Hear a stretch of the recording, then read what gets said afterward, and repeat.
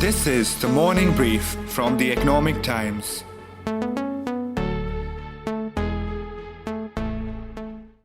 Is RSS seeking or prescribing job reservation? No, not at all, because reservation goes against the RSS core principle of one nation, one people. Who should create the jobs according to RSS? The government, or is the onus on the private sector? I think the private sector, society, because RSS hates the idea of any government intervention or judicial intervention. The service sector or manufacturing? Who, according to RSS, should lead the way? I think it's manufacturing, because they've clearly talked about how this whole shift to services has actually led to large-scale unemployment. It's an idea that a lot of us will disagree with, but this is something that they believe in. Is RSS comfortable with the crown jewels of India, its PSUs like BPCL, Air India, being sold or privatized to India Inc. or even global investors? Not at all, but their disagreement is more nuanced now, and it's conveyed in private. Confused? Scratching your head trying to figure out what this rapid fire round that I was having with my colleague Vasudha Venugopal is all about? Think harder. Perhaps some floating bits and pieces will come together in your head. Okay. How about some clues? Jobs, RSS, unemployment, labor unrest, Modi government's economic agenda, etc., etc. This episode will be all about that and a bit more. It's Friday, 18th of March. You're listening to On a Job Hunt with RSS on the Morning Brief. From the Economic Times, I'm your host, Arijit Barman. ऐसे रोजगार की दृष्टि से भी एक बहुत बड़ी आवश्यकता देश में है। कोरोना के कारण कुछ आर्थिक संकट तो आया ही है, सरकार ने इसके बारे में प्रयत्न किया, समाज के भी प्रयत्न हुए। That's Dattatreya Hosabale, the General Secretary or the second most powerful man in the Rashtriya Swayamsevak Sangh or the RSS, the ideological mentor of the ruling Bharatiya Janata Party, turning his focus to Rozgar or employment, or rather the lack of it last weekend.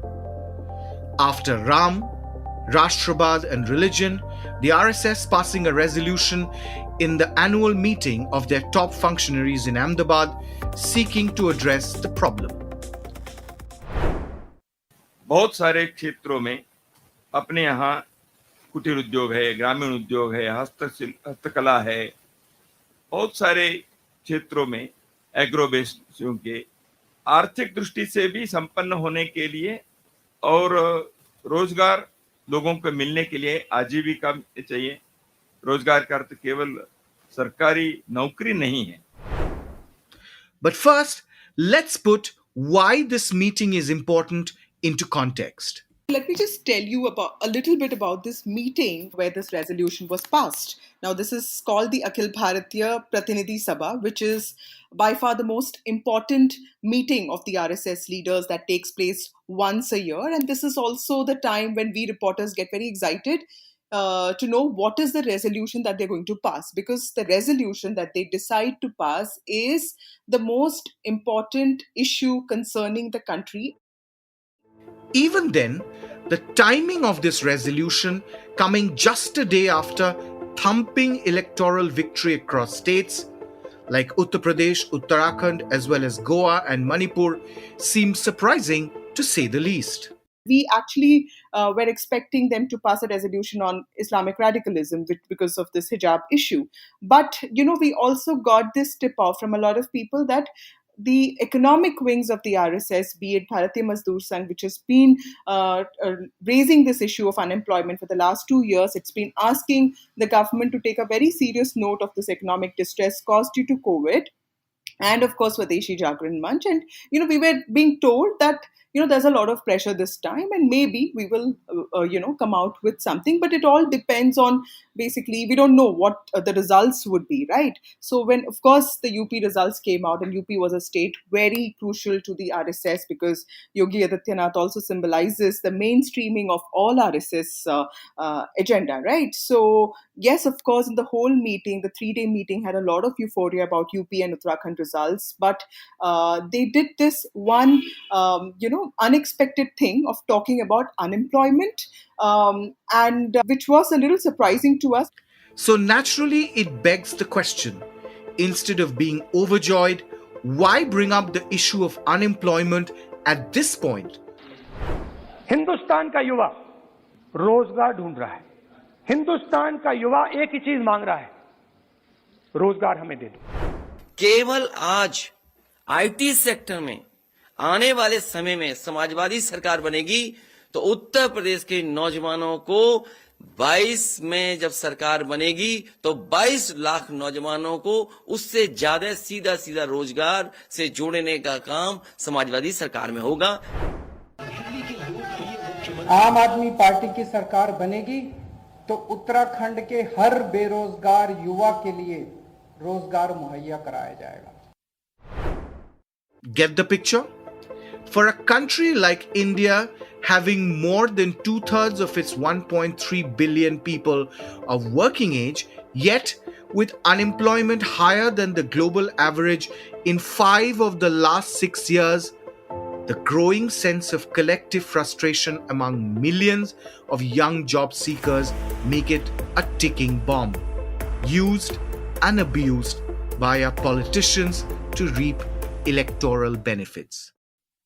The youth at a rally, at a BJP rally in Uttar Pradesh's Gonda district, interrupted Union Defence Minister Rajnath Singh's speech at this election rally demanding jobs. Youngsters were seen interrupting the Defence Minister's speech, raising slogans demanding recruitment.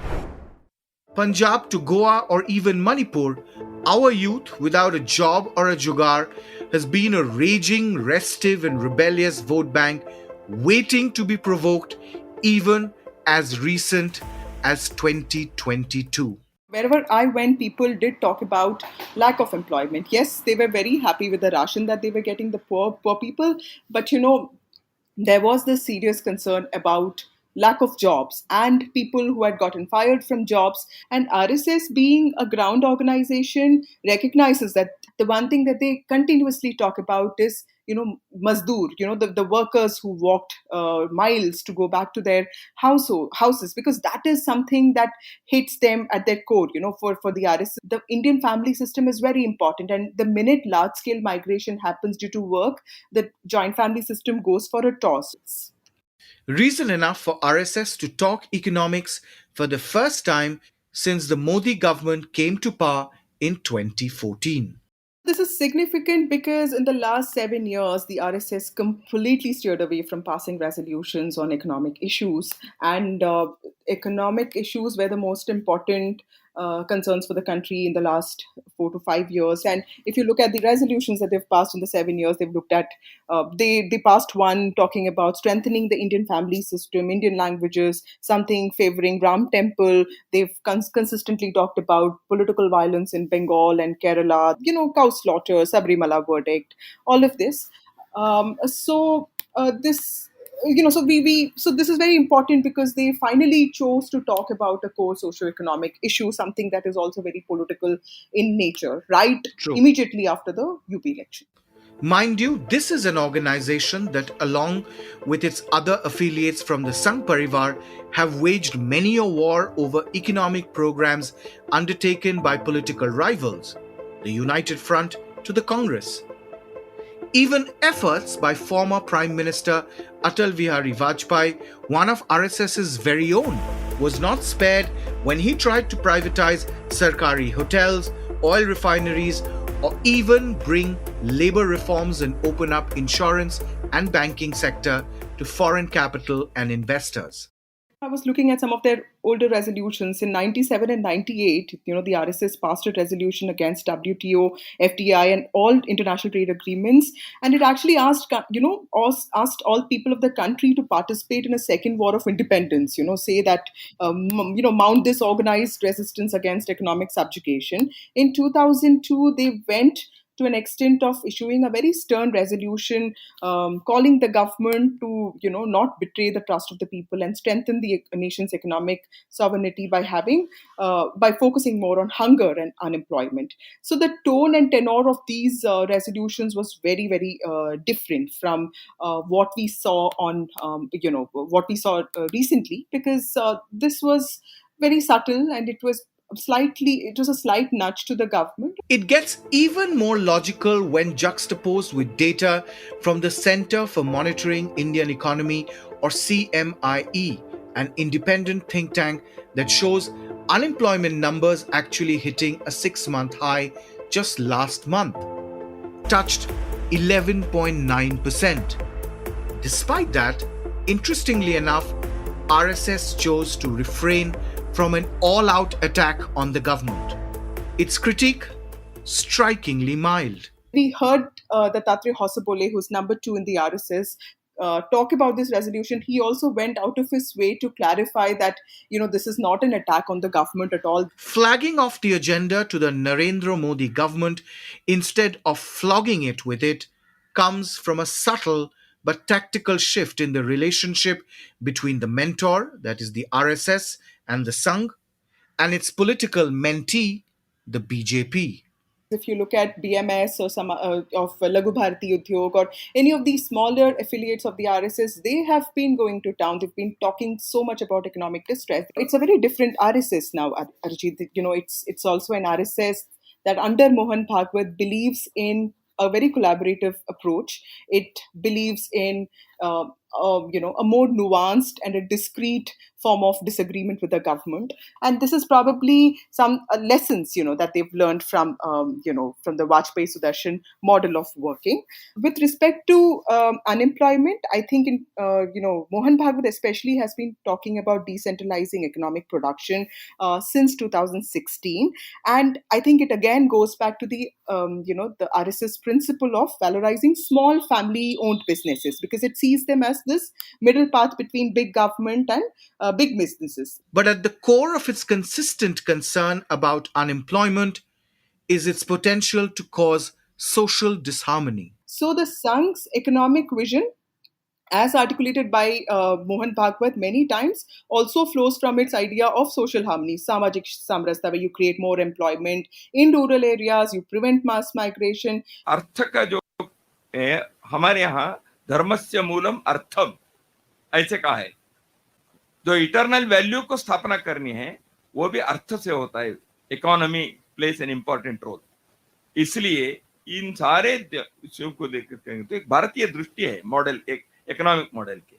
वो श्रम प्रधान, विकेंद्रीकरण, पर्यावरण के अनुकूल होने चाहिए, कम ऊर्जा बख्शी होनी चाहिए, छोटे उद्योग को महत्व मिलना चाहिए, ग्रामीण क्षेत्र में नहीं तो पलायन होता है. So what is the RSS and Mr. Hosabale suggesting we do to make India Atmanirbhar or self-reliant in jobs? What they are basically looking at is something called the Swalam Bharat Abhiyan, which is an existing program. They want to look at intensifying it. They've asked all their affiliates to join this whole thing, basically to strengthen employment generation in villages, manufacturing in villages. This UP's one district, one product is something that they are looking at, a role model project, and they want to basically look at stalling migration that's forced by job search. Now, this is all it's all very egalitarian, it's very idealistic. We don't know how much of this is possible. On paper, what they're saying is, India is a land of lengthy, very wealthy, responsible entrepreneurs. So we want them to employ people, fulfill their commitment to society. So they are basically looking at reaching out to small businesses, government agencies, both state and center, and they want to help startups and self-help groups with government schemes, make sure that, they don't have any problems with government procedures, and mainly focus on farmer producer organizations, cooperatives, SSGs, farmers, artisans. and make it a very human centric, labor intensive program. But is unemployment in the country really becoming a crisis in the making? I decided to check with Mahesh Vyas, MD and CEO of CMIE, the same Mumbai based think tank whose data always gets quoted. It is bad. The unemployment rate in India at 8.1% can be considered to be bad. It can get worse. So you're right that we were at 11.8% in the month of May. But mind you, that was the second wave, and it was much worse in April of 2020 when we hit 24%. So one can get really very bad, but we don't want to go there. So an unemployment rate which is in the vicinity of 3% or 3.5% is what may be considered as an acceptable number. But when you cross 5%, I think we should have alarm bells ringing. And if you hit 8.10% or thereabouts, then I think this is not a good sign. So right now, I'm seeing unemployment rate in the vicinity of 7 to 8%. We can go down a bit in a month and go up a little in a month. But if we are, hovering around 7 to 8%, India is in the midst of high unemployment rates. And where do we stack up vis a vis other countries in the world? Other countries currently also have slightly elevated unemployment rates. So, in countries like the US and UK or European Union, unemployment rates usually have been around 3 to 3.5%. In some cases, it goes up to 7 to 8%. If you talk of Spain, it can be even higher. In the US, the unemployment rate has come down substantially. So globally, an acceptable unemployment rate is 3.5%. In most countries globally, that rate has gone up closer to 5%. So there is stress on unemployment around the world, and India has been hit quite badly for us to have an unemployment rate of 8%. But if I may, I think the unemployment rate hides a bigger problem, which is that our labor participation rate is very low, which makes this unemployment rate deceptive. The situation is worse than what the unemployment rate tells us. What do you mean by that? So, the unemployment rate is the proportion of those people who are desirous of working and who cannot get jobs. So, if a person is not desirous and is not making any efforts, mind you, and is not making any efforts to get a job, then that person is considered to be out of the labor force and is not taken into consideration when we compute the unemployment rate. So, if there are 100 people in the country, let us say, and let us say half of them do not want to work for whatever reason, then the unemployment rate is only a ratio of the the number of people who are a part of the remaining 50 and are not able to get jobs. I see.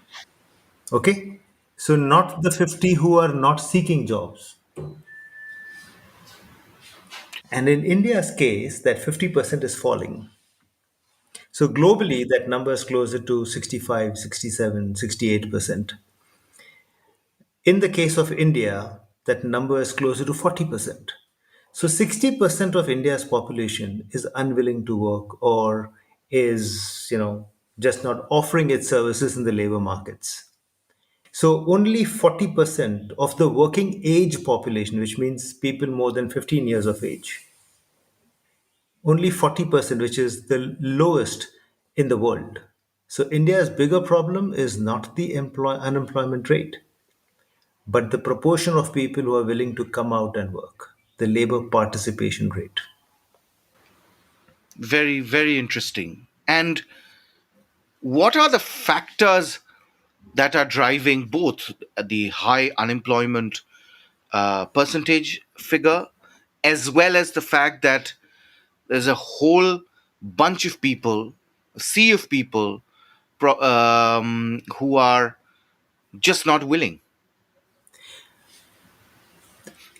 Basically, the country is not producing enough jobs. And we have come out of poverty, abject poverty. So when there is really depressing poverty, when people cannot find, 2 square meals a day, then they're forced to go out and eke out a living, no matter which way. That's when the unemployment rate is very low and the labor participation rate is very high because people cannot afford to stay at home. But in the 1990s, particularly late 1980s, 1990s, and even in the early 2000s, we overcame a large part of our poverty problem. Many, many, many people moved out of poverty.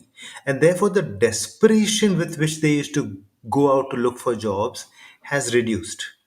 But would you say that dole politics, free ration, free power, housing, also are factors that's leading to the decision to stay at home? Because I'm pretty shocked at what you're saying, simply because one would assume that in a high inflationary environment, the desperation of people to find a job will be a lot more. Yes, there is high inflation that will push more people into the labor markets, but it is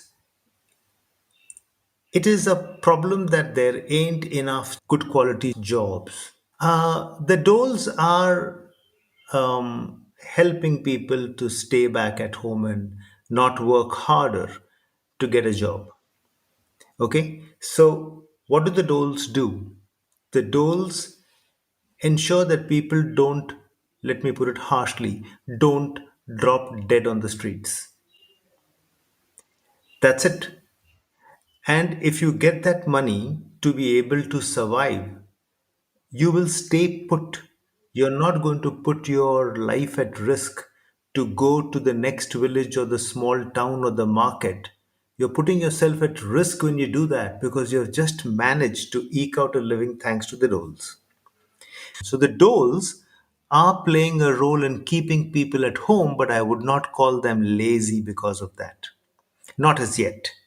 But if you keep doing this, if you keep giving them ration at home, if you keep giving them some thousand rupees at home, I think very soon it will become a dissuading factor. So the solution is get good quality jobs and stop the doles.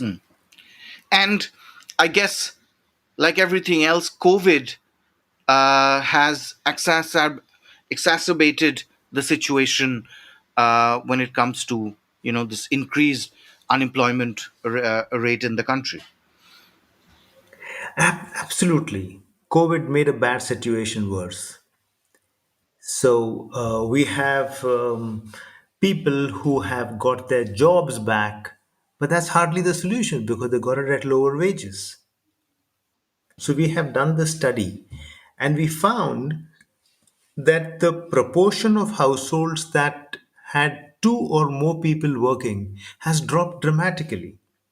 So there is employment, but the number of people employed in the household has dropped, and the wages that people used to get has also dropped. Interesting. So COVID has caused this problem, and COVID is causing a bigger long-term problem. That because of this shrinking of the labor force and shrinking of the wage rates, consumer demand has stagnated, if not shrunk. If less people are employed, less people are getting same kind of income they used to get, they're going to spend less.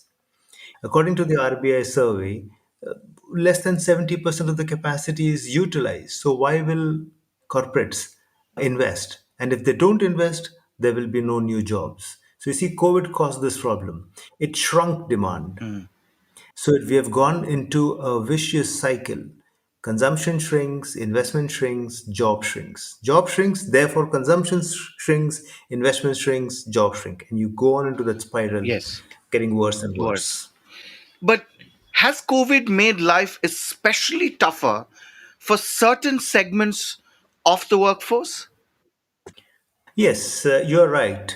We have seen an interesting structural shift because of the COVID. So, if you just take COVID as the dividing line and look at the structure before and after, you just see two different things emerging. One is that people with less education have taken a hit. Less education implies those who have not even cleared their 10th standard examination. Those people have a fairly large chunk in the employment in the country. They account for around 50%. At the other end of the spectrum, graduates, who accounted for around 13% of total employment, graduates and postgraduates, took a hit, and that share has gone down to 12%. Now, there are gainers in this, of course. If both these guys have lost out, then somebody has gained. The people who have gained jobs are those who have cleared their 10th standard, 11th standard, or 12th standard, but not yet cleared their graduation. Interesting.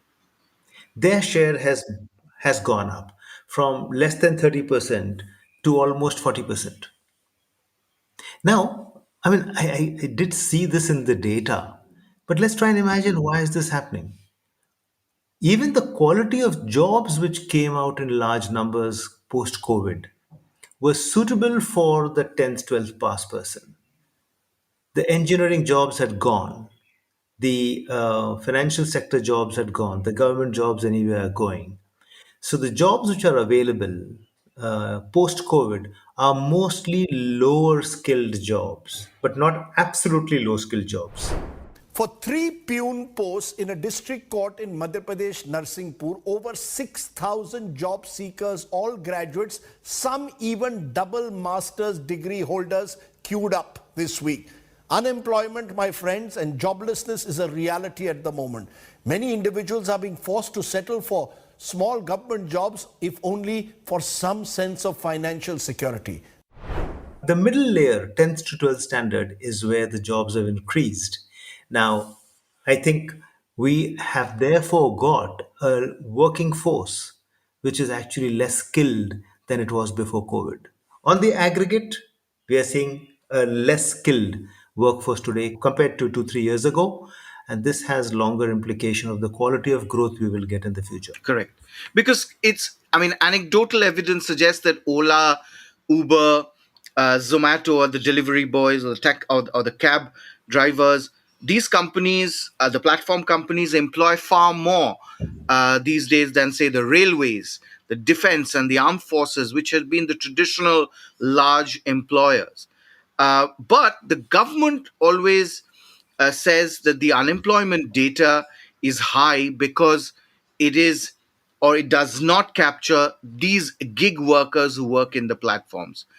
So, do they have a point? No, they are mistaken if they say that the gig workers are not included. A very simple explanation of that. How is the unemployment rate calculated? Everywhere in the world, 100% everywhere in the world, with no exception, unemployment rate is calculated only by going to households and asking them whether you're employed or unemployed. Now, where does a gig worker live? In a household. True. So they are captured. They're definitely 100% captured. They were always captured. They're captured everywhere in the world where household surveys are conducted. And that's the only way you can calculate unemployment rate. Enterprise surveys can tell you how employment is growing, but it cannot tell you how unemployment is happening because the unemployed are sitting at homes, True. not in factories. But so then the logical question to ask you is, who should be creating these jobs? The onus, according to the RSS, is on the private sector and not so much the government. So it is, let's look at this, um, take 2 steps back. One, who should create jobs is different from where does the onus lie with respect to employment and unemployment. The creator of jobs should largely be the private sector. I agree with the RSS if it is saying that. because the government cannot provide all the jobs that are required for a country like India. 100% with you. I will say the government also needs to ramp up its job creation machinery because the government is not providing us as citizens, adequate services. Ask any person, does he get adequate in any urban part of India? Does he or she get adequate security services from the government? So the government is failing in its duty of providing us services in terms of security, judiciary, all other government services, and public services like primary education, primary health, so on and so forth. So the government is understaffed. So there is a responsibility of the private sector to provide jobs. There is a responsibility of the government to provide jobs. But there is a bigger issue. Who is responsible for creating the environment that ensures that the private sector will create jobs? That responsibility is 100% of the government.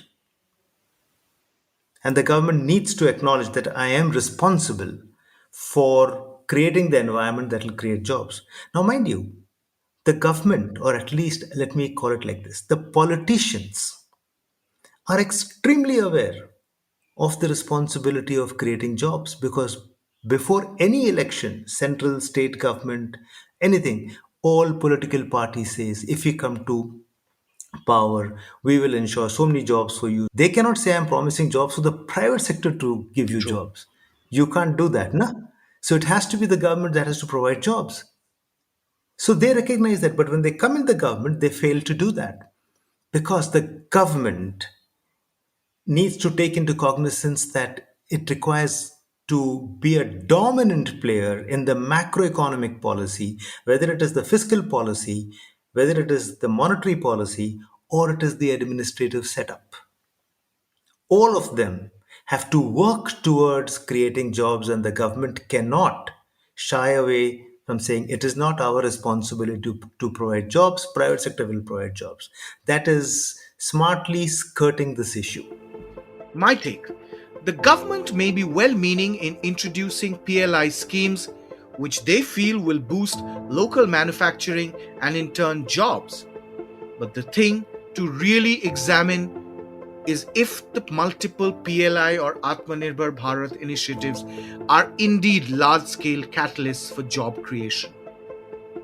In the early 1990s, the Narasimha Rao administration, with Dr. Manmohan Singh as the finance minister, broke free from the shackles of state control and took a step back from being a producer or creator of jobs and instead become a facilitator of a conducive environment that unleashed the animal spirits of Indian entrepreneurs, who in turn created jobs as they ushered in a new era of technological and industrial boom. It's not the government's business to be in business, to interfere in how much the specific incentives given to specific industries should be. The more you do that through programs like the PLI, the poorer the value add or job creation will be. Subsidies for production or subsidies to substitute imports is wrong strategy. Just make it easier and simple to run businesses. Cut the red tape. Do the simple, basic stuff and see results fly. You've been listening to On a Job Hunt with RSS on the Morning Brief with me, your host, Arijit Barman. Thank you, Vasudha and Mr. Vyas, for sharing your thoughts. Deeply appreciated. Thank you so much. I enjoyed this talk as well. This episode was produced by Surbhi Modi from Economic Times and Swati Joshi from Awaz. Varun Kapahi was the sound editor from Awaz. Executive producer, yours truly. I hope you enjoyed listening to the episode. If you did, share it on your social media networks. The Morning Brief drops every Tuesday, Thursdays, and Friday. Thank you for listening. Goodbye. Good luck. All clips used in this episode belong to their respective owners. Credits are mentioned in the description.